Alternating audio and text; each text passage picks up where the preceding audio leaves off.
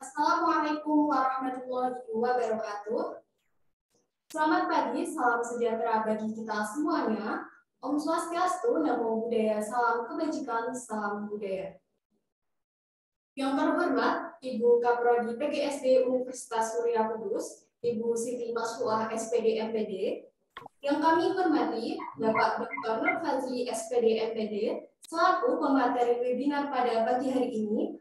Yang kami hormati, segenap Bapak Ibu dosen PGSD Universitas Muria Kudus, serta yang kami banggakan peserta webinar seri 1 Prodi PGSD Universitas Muria Kudus.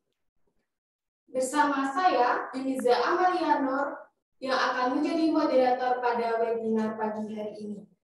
Alhamdulillah, marilah kita panjatkan puji syukur kehadiran Allah Subhanahu wa Ta'ala yang telah melimpahkan rahmat dan karunia-Nya, serta salawat serta salam kita curahkan kepada baginda beliau Nabi Agung Muhammad SAW, sehingga kita dapat bertemu dalam webinar virtual pada pagi hari ini. Adapun tema webinar pada pagi hari ini yaitu pendekatan dalam penelitian seni.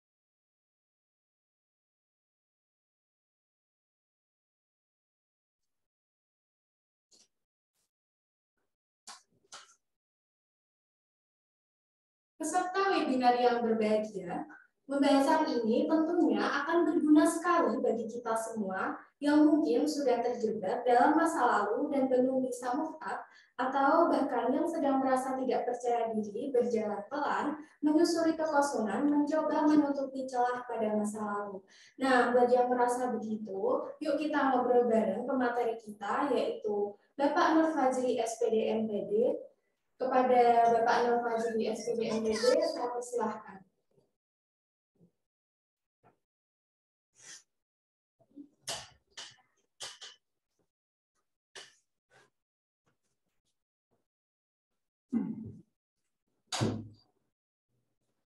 Halo, assalamualaikum Pak Fazli. Waalaikumsalam warahmatullahi wabarakatuh. Siap ya Mbak ya? Sehat. Sudah siap ya Pak untuk membagikan ilmunya? Oke, ya alhamdulillah, insya Allah siap.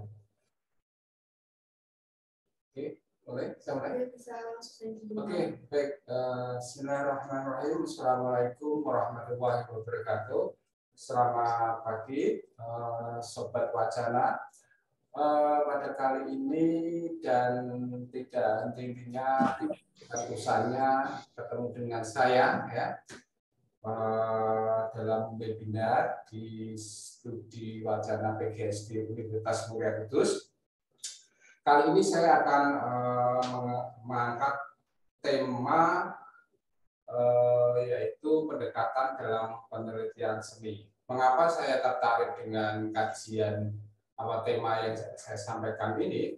Sebab banyak di mahasiswa itu sekarang itu sudah banyak membuat artikel-artikel ya, atau entah itu artikelnya dari hasil mata kuliah maupun dari luaran skripsi atau tesis itu terkait dengan penelitian di bidang pendidikan seni ya. Harapan kami bahwa di sini nanti saya akan menyampaikan secara konseptual yang mana pendekatan dalam penelitian seni itu mudah dan pada prinsipnya Sobat Wacana perlu memahami secara mendalam. Oke, bisa ditampilkan slide-nya Mbak Zana. Yang pertama, yang awal aja, ya, yang ya, itu ya. Ya, di sini saya akan menyampaikan terkait dengan tema ini, pendekatan dalam penelitian seni. Saya mulai dari slide yang kedua, yaitu paradigma penelitian seni dalam ilmu pengetahuan. Mengapa saya akan memulai dari konsep ini? Sebab di sini adalah paradigma itu terkait dengan penelitian-penelitian seni yang sekarang ini ditinjau dari ilmu pengetahuan. Yang slide yang selanjutnya, next ya. Slide selanjutnya, Mbak. Ilmu pengetahuan, ya. Ilmu pengetahuan itu yang mana kita tahu bahwa ya, ilmu pengetahuan itu didasari oleh tiga. Yang pertama yaitu ilmu pengetahuan alam, ya. Yang kedua yaitu ilmu pengetahuan sosial, dan yang ketiga adalah seni dan bahasa. Atau mungkin di kajian-kajian sekolah menengah atas itu ada dulu waktu saya jadi mahasiswa SMA itu ada ya kelas IPA, kelas IPS dan bahasa seperti itu ya. Nah, ilmu pengetahuan alam ya umumnya secara konsep itu ilmu pengetahuan alam itu meneliti tentang benda mati atau senyawa ya. Karena dalam konteks ini ilmu pengetahuan alam ini meneliti tentang ilmu pengetahuan yang membahas tentang konsep-konsep benda-benda alam atau seperti halnya senyawa dan benda-benda mati ya. Kalau ilmu pengetahuan sosial itu berhubungan dengan orang atau masyarakat, di mana di situ ilmu pengetahuan sosial itu terkait dengan cara interaksi, komunikasi, dan lain sebagainya. Sehingga ilmu pengetahuan sosial itu mudah diterapkan di lingkungan masyarakat atau komunitas tertentu.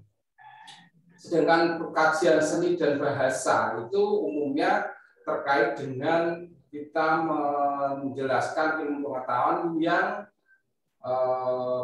memiliki makna atau nilai, ya, misalkan kajian-kajian bahasa, linguistik, ya, seni itu kan kita sebenarnya meneliti tentang keberadaan pemaknaan nilai atau interpretasi nilai. Nah, secara umum ya, kalau kita berbicara ilmu pengetahuan alam itu biasanya kita pendekatannya adalah pendekatan kuantitatif, ya. Sedangkan seni dan bahasa itu kualitatif. Kalau IPS itu bisa kuantitatif, bisa kualitatif ya. Yang mana bisa dua pendekatan itu bisa digabungkan ya. Sehingga ilmu pengetahuan sosial itu lebih mendalam ya, lebih mendalam dan menyeluruh bahkan ya. Artinya bahwa kajian-kajian pendidikan itu termasuk mengarah pada ilmu pengetahuan sosial. Nah, itu. Karena pendidikan itu juga bisa dikatakan bahwa ilmu pengetahuan yang bisa dalam konteks penelitian bisa menggunakan penelitian kuantitatif dan penelitian kualitatif. Gitu ya. Jadi tiga trilogi ini menjadi awal ilmu pengetahuan alam ya, sosial dan bahasa. Gitu. Oke. Nah, saya akan menginjak yang slide selanjutnya yaitu pendekatan studi dalam penelitian seni ya, slide selanjutnya. Slide selanjutnya pendekatan seni itu ada tiga. Yang pertama pendekatan monodisiplin. Apa sih monodisiplin? Yaitu pendekatan itu satu disiplin aja, ya.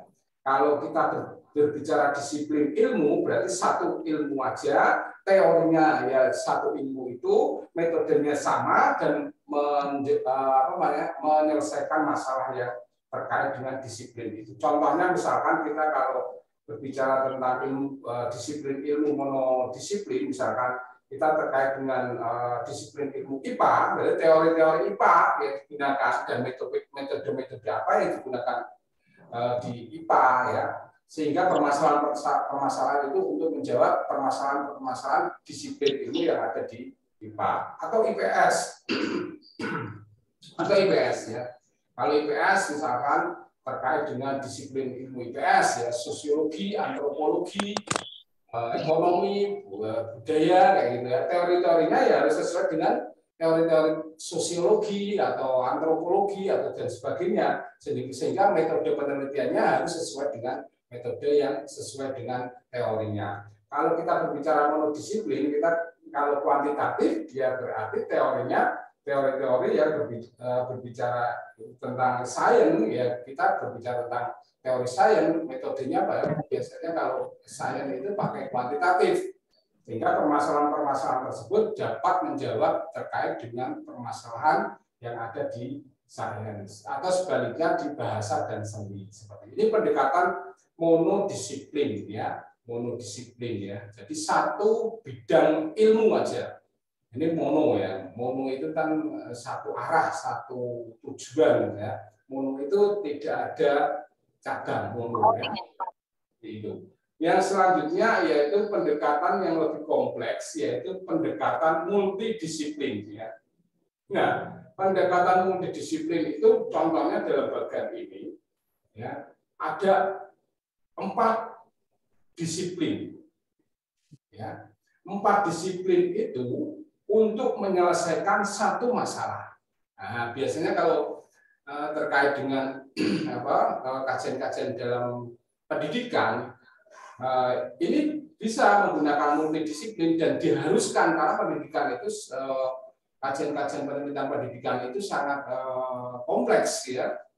Ada sainsnya, ada sosialnya, ada bahasanya, sehingga bisa dikatakan bahwa pendekatan multidisiplin itu diawali dengan disiplinnya masing-masing. Di sini ada 4 disiplin, terus teorinya juga dibedah dengan teorinya sendiri-sendiri, disiplin masing-masing, tapi tujuannya untuk menyelesaikan satu masalah. Misalkan di bagian itu tadi ilustrasinya ada 4 disiplin. Misalkan disiplin pertama yaitu tentang disiplin tentang fisika misalkan. Yang disiplin yang kedua tentang disiplin tentang sosiologi, disiplin yang ketiga tentang seni, yang keempat bahasa misalkan. Nah, masing-masing disiplin itu menggunakan disiplinnya, tetapi setelah selesai dengan disiplin tersebut menggabungkan menyelesaikan satu masalah. Nah, itu pendekatan multidisiplin. Yang harapannya multidisiplin itu sangat kaya terhadap kajian-kajian. Misalkan terkait dengan pendidikan. Nah, pendidikan bisa dilihat dari psikologinya, bisa dilihat dari sosiologinya, bisa dilihat dari bahasanya, bisa dilihat dari disiplin lain. Jadi masalah ini akan terselesaikan dengan beberapa disiplin atau dikatakan pendekatan multidisiplin. Nah, pendekatan seni itu seperti itu juga bisa ya, karena seni juga berhubungan dengan disiplin-disiplin lain, sangat dimungkinkan untuk pendekatan multidisiplin.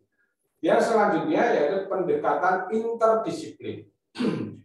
Interdisiplin itu sudah tidak terkait dengan multidisiplin karena disiplin ini awalnya sudah melebur, ya, melebur menggunakan teori yang sama-sama tidak disiplin lagi, sama-sama sudah interdisiplin, yang mana disiplin-disiplin itu menyatu menjadi teori, metode dan permasalahan. Ini kajian sangat interdisiplin sangat tinggi ya. Biasanya kalau dalam penelitian riset ya, dosen itu diharapkan pakainya interdisiplin, karena di dalam pendekatan interdisiplin ini banyak ahli-ahli yang berperan serta di dalam konteks ini. Selanjutnya saya akan menginjak pada prosedur permasalahan dalam penelitian. Nah, apa itu prosedurnya? Nah, kita tahu bahwa sebenarnya prosedur penelitian itu ada pendekatan induksi dan deduksi. Ya, kalau kita sebelah deduksi itu kita berbicara tentang teori, konsep, hipotesis, instrumen, dan data empiris. Kalau induksi kita berbicara tentang data empiris, narasi, digeneralisasi, diprediksi, dan menghasilkan teori. Seperti halnya kalau kuantitatif itu berarti awalnya adalah teori.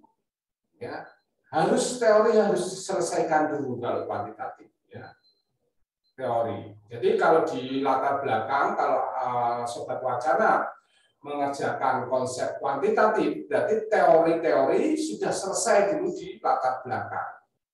Ya. Terus buat konsep di bab 2 ada hipotesisnya dan membuat instrumennya, sehingga diuji cobakan di data empiris. Kalau kualitatif ya justru kebalikan ya, Anda harus mencari data empiris di lapangan dulu ya. Di latar belakang itu Anda narasikan ya data-data di lapangan itu kalau kualitatif. Sehingga Anda menganalisasikan terus diprediksi temuannya itu mengarah pada teori apa. Seperti halnya kalau kuantitatif itu menguji teori, tapi kalau kualitatif itu setidaknya menemukan subteori.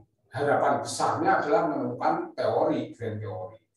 Itu ya. Next ya, yang keempat yaitu konsep penelitian seni.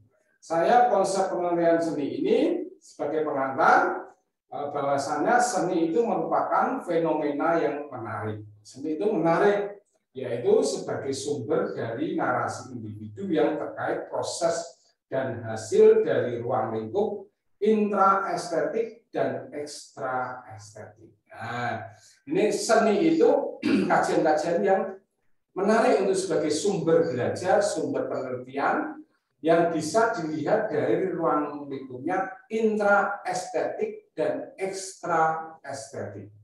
Nah, intraestetik itu apa? Nah, next. Intraestetik itu aspek-aspek yang menganalisis nilai dengan memandang suatu karya dari bentuk fisiknya.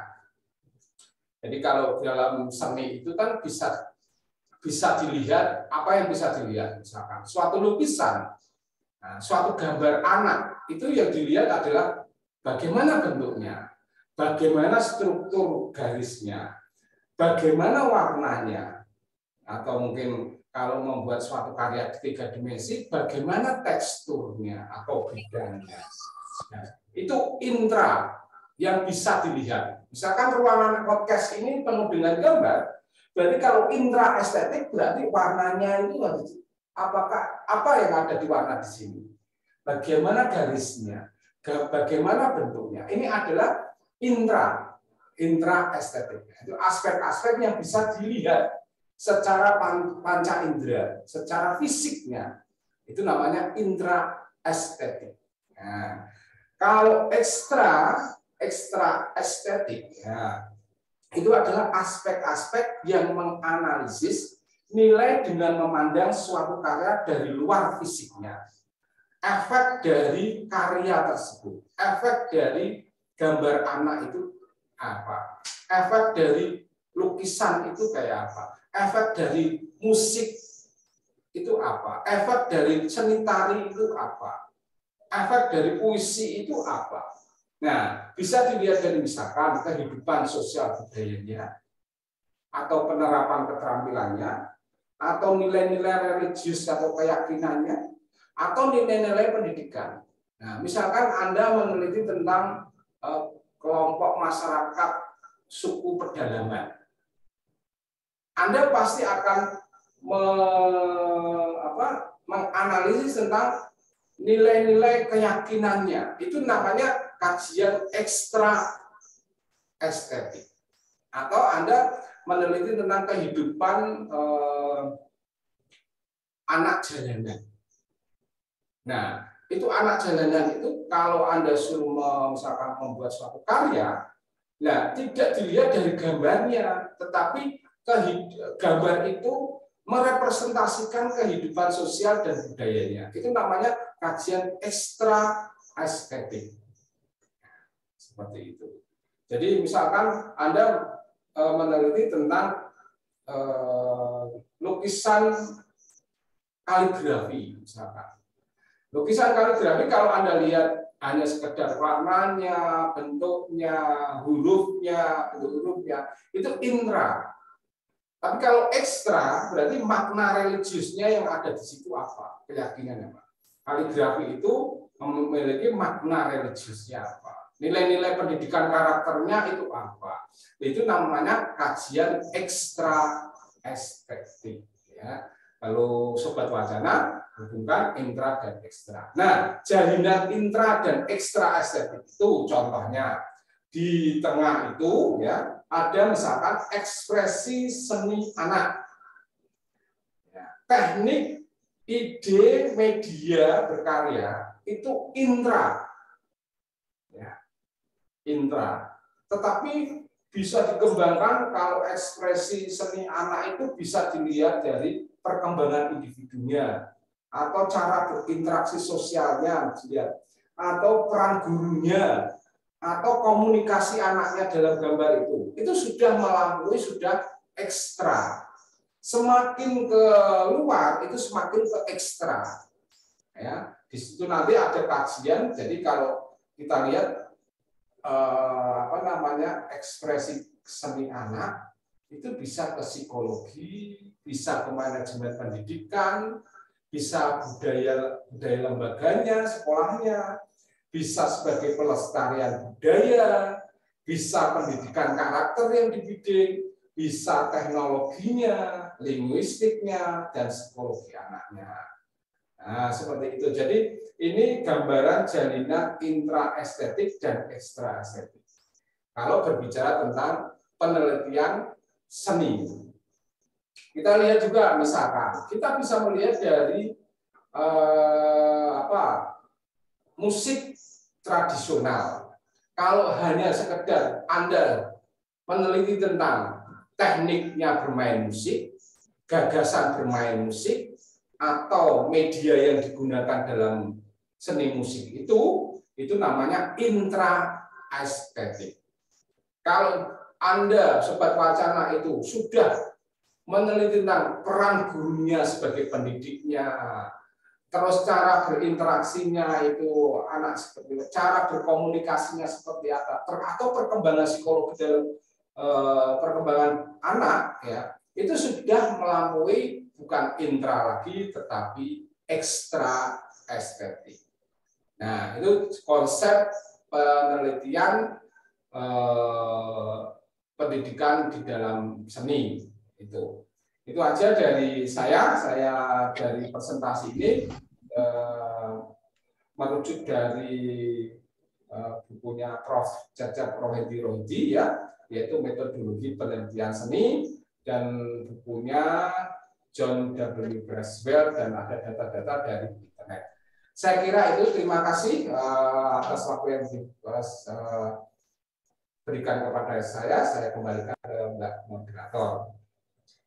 Baik, terima kasih Pak Fajri atas pemaparan materinya. Pemaparan materi pada podcast kali ini itu sangat bermanfaat ya Pak ya. Yeah.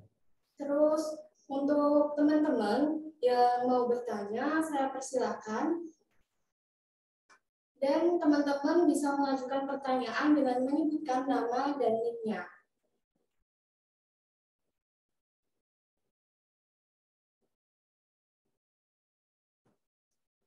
Silakan yang mau menanyakan.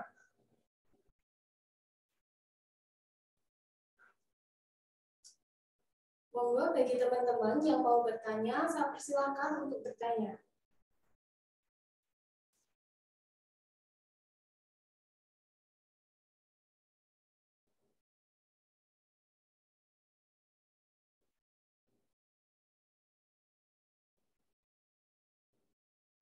Oke, ya.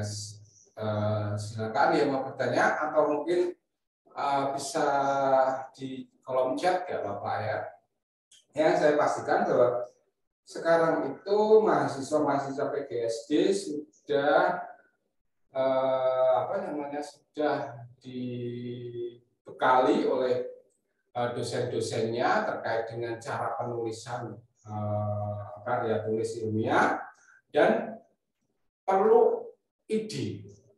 Ini Mbak siapa namanya? Mbak Nisa. Mbak Nisa itu kira semester berapa? Semester 3. Oh, semester 3 ya. Mau semester 4 ini ya? Oke, semester 4. Kemarin kelas apa? Kelas A. Oh, kelas A ya. Sudah saya ajarkan apa saja? Sudah, estetika. Nah, estetika ngajarkan apa? Tentang itu, Pak. Pak Fadri. Oh iya. Pak Fadri. Saya. Siapa ini? Oh, Pak Dika. Iya. Oh, halo, selamat pagi Pak Dika. Bentar, nih videonya tak matikan sih. Ya, kalau bertanya Pak Fadri tentang penelitian dalam seni. Nah, di dalam seni itu kan paling tidak ya yang saya ketahui secara awam ya, secara orang awam Pak Fadri kan ada seni rupa, seni tari sama seni musik ya seperti yang diajarkan di PGSD Pak Fajri. Nah, yang menarik ini Pak Fajri, padahal seni itu menarik Pak Fajri. Saya orang PPKN tapi tidak bisa lepas dari seni tiap hari. Misalkan mendengarkan musik, kemudian kalau zaman dulu kita kan ada apa makna di dalam lirik tersebut kan gitu ya Pak Fajri ya.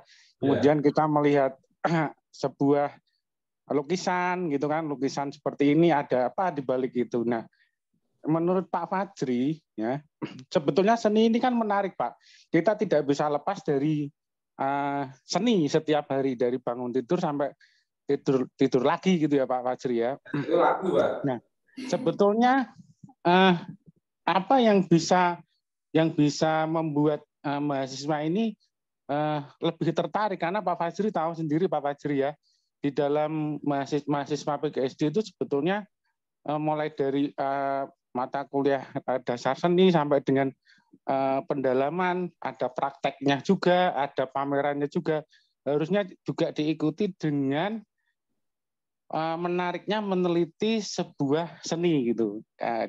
Kalau Pak Fajri kan kita pernah berbincang-bincang, belum banyak ya Pak Fajri mahasiswa PGSD yang meneliti seni. Ya sudah ada beberapa banyak yang kebetulan saya dengan Pak Fajri juga ada beberapa yang meneliti tentang seni. Nah ini apa yang bisa menurut Pak Fajri yang ahli pendidikan seni, ahli praktisi seni yang membuat mahasiswa itu lebih tertarik meneliti tentang seni, baik itu seni musik, seni rupa atau seni tari Pak Fajri. Karena dalam prakteknya sudah bagus di PGSD. Menurut saya Pak Fajri ya, sudah bagus. Karena apa? Satu, dasar teorinya sudah diberikan. Kemudian yang kedua, pengenalan sudah diberikan. Bahkan hasil akhirnya praktek juga sudah dilaksanakan Pak Fajri. Tiap tahun ya Pak Fajri ya, mulai dari seni rupa, seni. Nah ini kalau menurut saya harusnya mahasiswa juga tertarik gitu tentang itu. Nah, hal-hal apa yang bisa membuat menurut Pak Fajri ya sebagai ahli seni atau praktisi pendidikan seni bisa membuat mahasiswa tertarik karena misalnya dari sekian persen 100% itu mungkin yang meneliti seni masih sangat sedikit ya Pak Fajri ya. Masih sedikit lah gitu. Itu bagaimana Pak Fajri membangunkan minat-minat yang seperti itu kepada mahasiswa. Karena ternyata juga bakat-bakat seni mahasiswa juga menarik kalau melihat pertunjukan pertunjukan pameran seni dan pertunjukan itu juga bagus gitu. Harusnya kan berbanding lurus gitu Pak Fajri dengan penelitian yang dilakukan oleh mahasiswa. Oke, terima kasih Pak Fajri. Oke. Apa ya? Ya, oke, jawab langsung ya. Terima kasih Bapak Kandidat Dr. Dika Setiawan MPD. Pak Dika ini sangat apresiasi terhadap pembelajaran di PGSD, apalagi Pak Deka itu ngajar PKN, tapi jiwanya jiwa seni ya. Karena sering upload lagu-lagu ya Pak Deka. Iya, kan tiap hari nggak bisa lepas dari seni itu. Iya betul. Dan saya pernah berbincang dengan Pak Deka setiap saya sering sharing ya dengan Pak Deka karena beliau juga memiliki jiwa seni ya. Setiap lirik lagu itu punya makna ya seperti itu. Nah, permasalahannya itu mahasiswa sekarang itu memang sudah melakukan apa yang telah dilakukan tiap hari, entah itu dia itu memiliki kegiatan seni, misalkan kalau mandi itu di kamar mandi itu mesti nyanyi gitu ya, jadi penyanyi kamar mandi, atau lagi iseng itu mesti nyoret-nyoret di kertas, atau kalau enggak kalau joget-joget di apa namanya di kaca ya.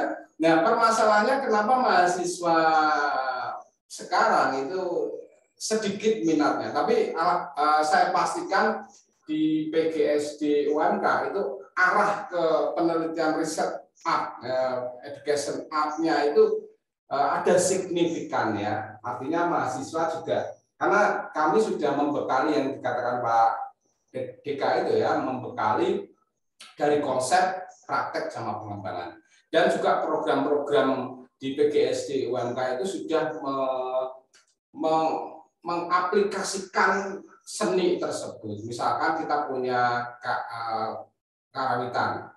Karawitan ini kita sudah mengintervensi keluar, yang mana karawitan itu sudah mengajarkan, misalkan ada ini mengajarkan ke panti sosial, gitu. Sudah mengarah ke situ. Dan seni itu sangat dekat dengan kehidupan sehari-hari.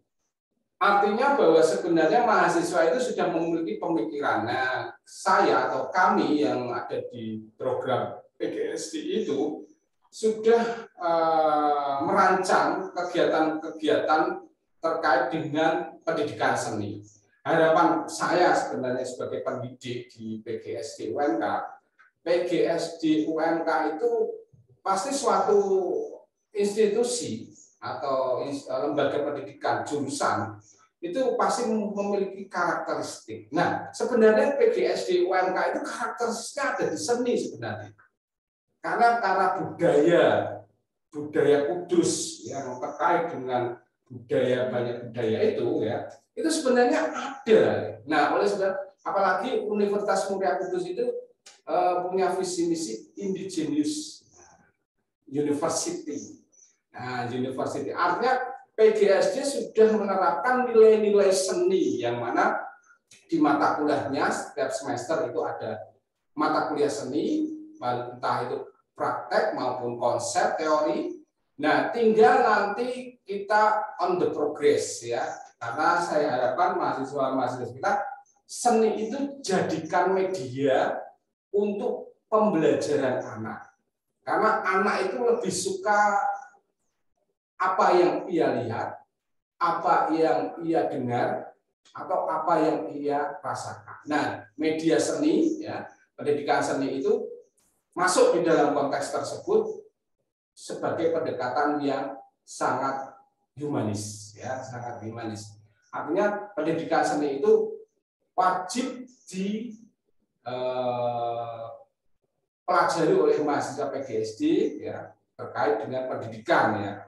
Nah, saya harapkan mahasiswa boleh dan wajib juga untuk meneliti atau mempelajari mata pelajaran yang lain, entah itu IPS, entah itu IPA, bahasa, agama dan lain sebagainya, bahasa Jawa dan lain sebagainya. Nah, kajian-kajian tersebut dilengkapi dengan pendekatan seni. Misalkan pembelajaran IPA, ya, itu menggunakan media. Nah, kalau membuat media itu, konsep media itu ada di seni. Entah itu seni rupa, seni musik, maupun seni tari. Oleh sebab itu, mahasiswa PGSD sebagai mahasiswa yang multi talent, itu pendekatan seni itu alangkah lebih baik menyatu dengan mata pelajaran yang lain. Yang mana tadi saya sudah menjelaskan bisa menggunakan pendekatan interdisiplin atau multidisiplin.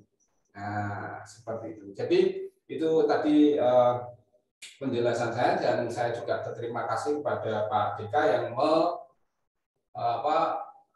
memberikan statementnya untuk kita sekalian di PGSD UMK. Terima kasih Pak Deka. Ye, sama-sama Pak. Baik, tambah satu lagi nih Pak. Ya. Pada teman-teman yang mau bertanya, saya persilahkan untuk bertanya.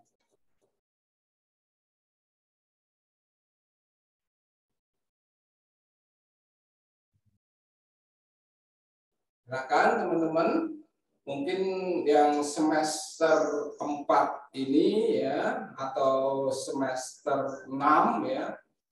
Jadi saya pastikan bahwa mahasiswa PGSD itu harus bisa menghayati kehidupan sehari-hari dengan seni. Ya, tadi saya katakan ya, bisa menjadi inspirasi Anda membuat tugas terkait mata kuliah yang lain, atau harapannya nanti Anda sekalian bisa membuat artikel, entah artikel itu untuk luaran mata kuliah atau artikel yang berbasis pada Bos Fajri. Oh, ini ada siapa ini? Oh, Pak Dr. Irfai Fatur Rahman ini. Wah. Ini Dr. Irfai Fatur Rahman ini. Pak Fajri, mohon tanya Pak Fajri. Nah, ini Kak Prodi. Bukan dari Pak Deka ini. Nah, ini. Wah, topiknya menarik banget ini Pak Fajri. Ini bahas apa ya? Ini bahas apa kae? Pas aku lagi garap LPJ, ini garap LPJ nih, garap penelitian seni, pendekatan dalam penelitian seni nih. Ini hampir senada dengan penelitian yang sedang saya lakukan. Nah, ini kalau di seni, ini terkait dengan penggunaan pendekatan di dalam penelitian seni kan macam-macam. Tadi materi ini sudah lengkap yang disampaikan Pak Fajri. Kalau pendekatan simbolik di seni itu biasanya menggunakan teorinya induknya siapa? Kalau yang pendekatan simbolik. Nah, dari pendekatan simbol itu nanti berhentinya itu di taraf yang mana, Bos? Apakah sampai di dalam kaitannya dengan semiotiknya Roland Barthes, atau dia berdiri sendiri antara penanda, petanda, dan yang ditandai? Kalau misalnya khusus saja terkait dengan pendekatan simbolik, ada enggak yang khusus hanya berhenti di taraf simbol, tidak sampai dia ke Roland Barthes secara utuh gitu. Nah, kalau dari Pak Fajri gimana terkait dengan pendekatan simbolik yang biasanya digunakan dalam penelitian seni, arahnya kemana? Oke, terima kasih Pak Dr. Irfai Fatur Rahman, MPD. Pak Dr. Irfai Fatur Rahman itu adalah dosen PBSI UMK. Ya. Beliau juga konsen kepada kajian-kajian sastra dan puisi. Ya. Yang mana sastra dan puisi itu juga bagian dari seni yang tidak terlewatkan. Ya. Pertanyaannya secara khusus ya, bahwa seni itu identik dengan simbol ya. Larinya, nah nanti pada kajian nanti ini nanti bisa diteruskan ke Ibu Rani ya, minggu depan atau kapan itu ya. Itu Bu Rani akan membahas tentang semiotik ya. Nah, saya bukan membahas semiotiknya, tetapi pertanyaan dari Pak Dr. Irfai, apakah seni itu larinya hanya sebagai simbol tanda dan petanda, atau ada yang lain seperti itu ya. Sebenarnya seni tidak terkait hanya sebagai tanda dan bertanda pakai semiotik atau apa, kalau dalam bahasa umumnya di linguistik itu kan pakai denotasi konotasi ya, tidak sekedar itu aja. Saya lupa punya siapa itu. Simbol itu tidak hanya sebagai karya yang mati, tetapi perilaku masyarakat itu juga simbol. Punya siapa lupa saya. Lupa itu. Jadi kan kita berbicara seni itu ada 3.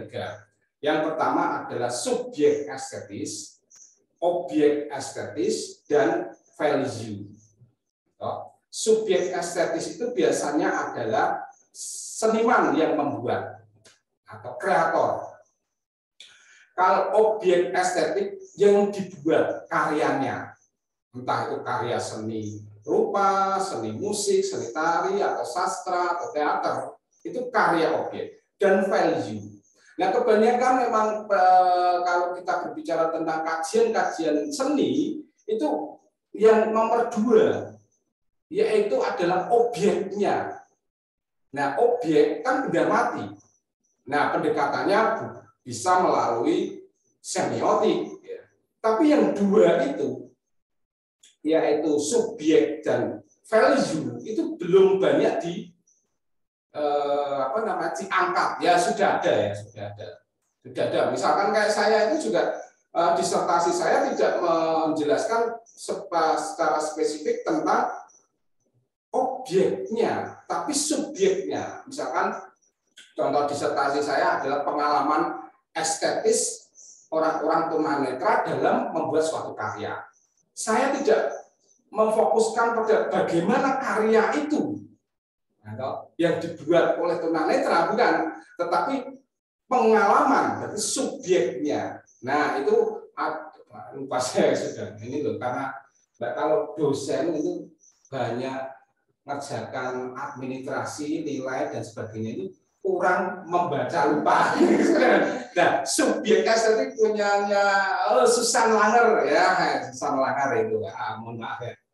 Itu jadi Susan Langer itu membahas simbol itu bukan objeknya, tapi dia terkait dengan perilaku. Nah, misalkan Anda itu membuat suatu karya, nah Anda membuat suatu karya itu simbol yang ada menetap pada individu itu subjek estetis. Nah itu baca bukunya Susan Langer, Pak Dr. Ifai, mungkin ini sebagai inspirasi ya. Itu simbolik ya, simbolik.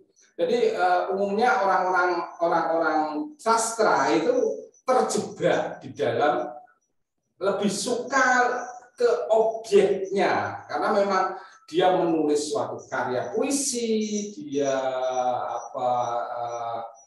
prosa ya, tapi lupa banyak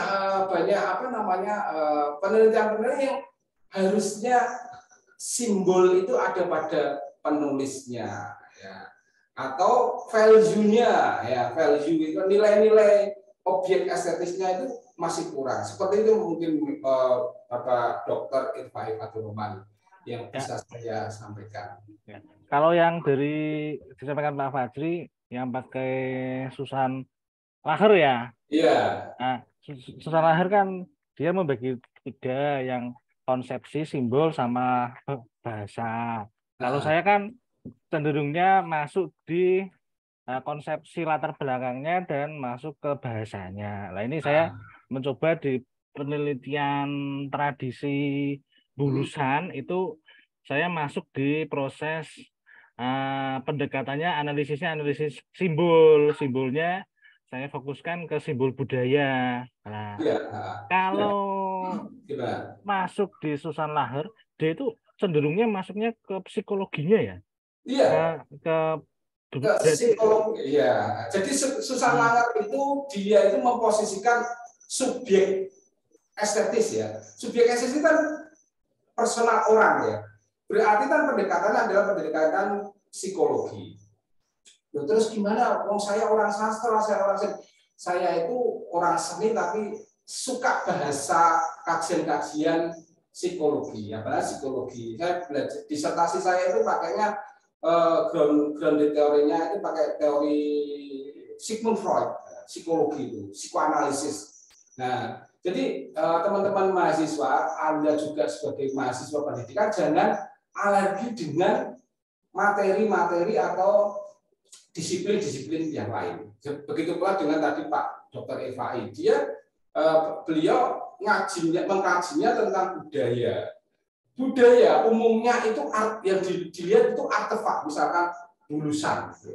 Yang dilihat itu karya bulusannya gimana, karya seninya gimana, tapi lupa sebagai komunitas budaya siapa pembuatnya, siapa ide gagasannya, sejarahnya, historisnya gimana. Itu lebih membuat kontribusi dunia akademis semakin kaya, seperti itu mungkin Pak Dr. Evai. Ya. Bisa ditangkap. Oke. Ya, saya coba. Atau mungkin Pak Dr. Evai bisa menjelaskan proyeknya ini ya. Saya malah tertarik nih proyeknya Dr. Evai, mungkin kita bisa berdiskusi di sini, memberikan pencerahan lagi saya membuat apa gitu. Jadi mungkin sebagai inspirasi mungkin untuk mahasiswa PGSD, PPSI atau mahasiswa secara umum. Monggo Pak Dr. Evai. Ya, saya kan lagi proses penelitian tradisi analisis simbol budaya dan nilai religius tradisi Bulusan Kudus di sana. Nah, saya coba masuk ke pendekatan simbol di sana. Coba tak dalamin terus, ternyata di sana masuknya macam-macam terkait dengan karakteristik di analisis simbol, mulai dari karakter tadi yang Pak disampaikan, dia ada di taraf yang kedua.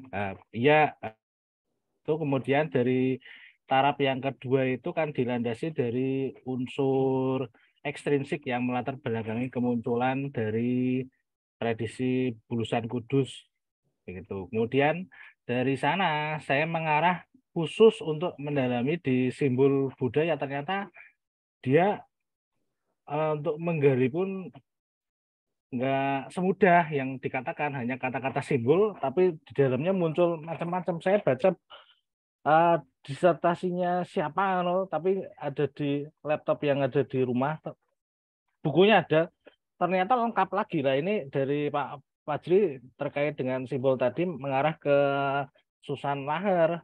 Dia memang masuknya ke psikologinya terkait dengan proses penggunaan bahasa, tuturan terkait dengan fenomena yang ada di sana, yang kemunculannya itu di Bulusan itu kan dari Mbah Dudo, kemudian ada dua orang yang menjadi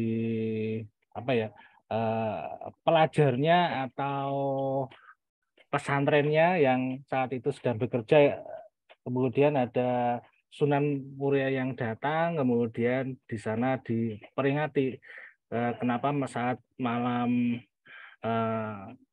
puasa di sana, tepatnya di saat nuzulul Quran, kalau tidak salah, kemudian kok masih bekerja, kemudian ada peringatan. Nah, kemungkinan besar di simbol yang tadi disampaikan Pak Fajri di sana adalah pola pikir terkait dengan kegiatan yang ada di masyarakat saat itu yang diperingati terkait dengan kegiatan bulan puasa kok masih bekerja, dan ada unsur-unsur yang membangun. Nah, ini saya masih sebatas penggalian data dan mempelajari terkait dengan pendekatan simbol, karena terkait dengan pendekatan simbol ini kok menarik, apalagi tadi penjelasannya Pak Fajri terkait dengan pendekatan seni kan salah satunya mengarah ke sana. Nah, itu jarang kita masuk ke sana untuk menganalisis, karena kalau di kami itu penelitiannya simbol itu cenderung tadi yang disampaikan itu perilaku, dan salah satunya adalah penggunaan bahasa. Itu adalah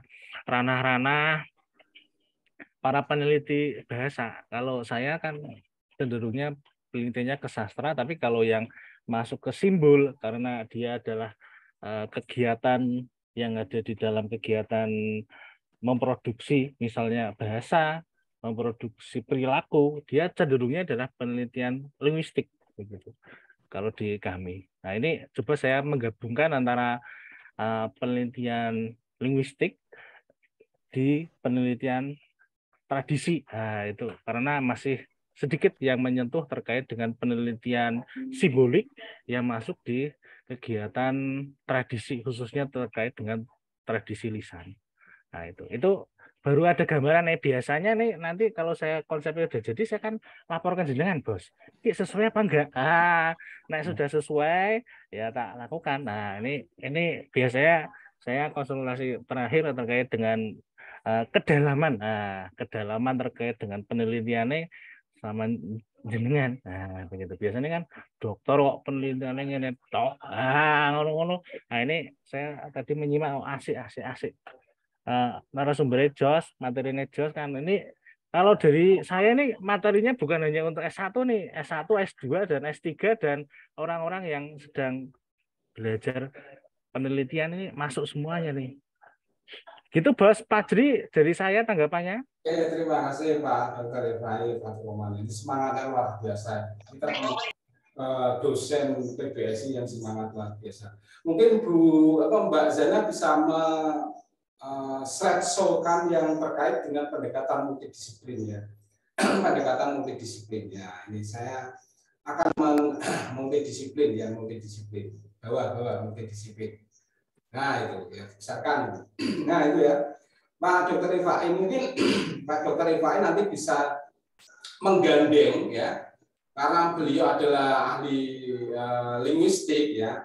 Jadi pendekatan pun ada namanya misalkan lulusan itu dikaji oleh beberapa orang, mungkin anggotanya ya mungkin ya. Misalnya disiplin yang pertama yaitu disiplin bahasa linguistik, yang kedua disiplin tentang seninya, yang ketiga disiplin tentang budayanya, yang keempat disiplin tentang agamanya. Karena kita berbicara simbol itu di bulusan atau dandangan apa itu nilai-nilai religius itu ada. Nah, budaya, agama, seni dan linguistik itu bisa menjadi hal yang penting untuk dijadikan pendekatan multidisiplin. Nah, jadi itu nanti Pak Dr. Ifai nanti bisa membuat FGD atau membuat tim ya. Yang pertama ya disiplin 4 disiplin atau 5 disiplin atau 3 disiplin monggo. Nah, itu kerjakan sendiri-sendiri tapi nanti ketemu ya dalam suatu permasalahan yaitu permasalahan apa tentang lulusan tadi ya. Misalkan terkait linguistik apanya linguistiknya, terkait seninya apa yang jadi dari disiplin teori sampai metodenya, terus orang agama, orang-orang religius, orang-orang agama itu bisa masuk, orang-orang budaya bisa masuk sehingga kajiannya sangat kaya seperti itu. Itu yang saya bisa sampaikan, bisa memberikan saran ya Pak Dr. Ifai Pak Roman. Terima kasih atas apresiasinya. Ya, silakan. Kan ada yang lain? Bos, yang terakhir ini jenengan mau datang rapat senat apa ora? Rapat senat itu nomor terakhir, yang penting kita itu beramal ibadah ilmunya dulu. Ya. Siap. Ini acara ada rapat senat di mana enggak apa-apa. Penting. Silakan yang lain mungkin. Kalau yang lain bisa bertanya di kolom chat juga bisa. Ya. Ini mahasiswa itu harusnya mengapresiasi ya. Kita kalau podcast itu kebanyakan itu mahasiswa malah diam, yang dosen-dosennya itu saya alhamdulillah sekali ya punya dosen-dosen yang aktif tadi. Pak Dika, Pak Dr. Ifai, kemarin itu ada dosen dari bahasa Inggris ya. Ini mahasiswanya tidurnya ini. Gitu ya. Enggak, silakan. Atau di kolom chat nggak ada ya.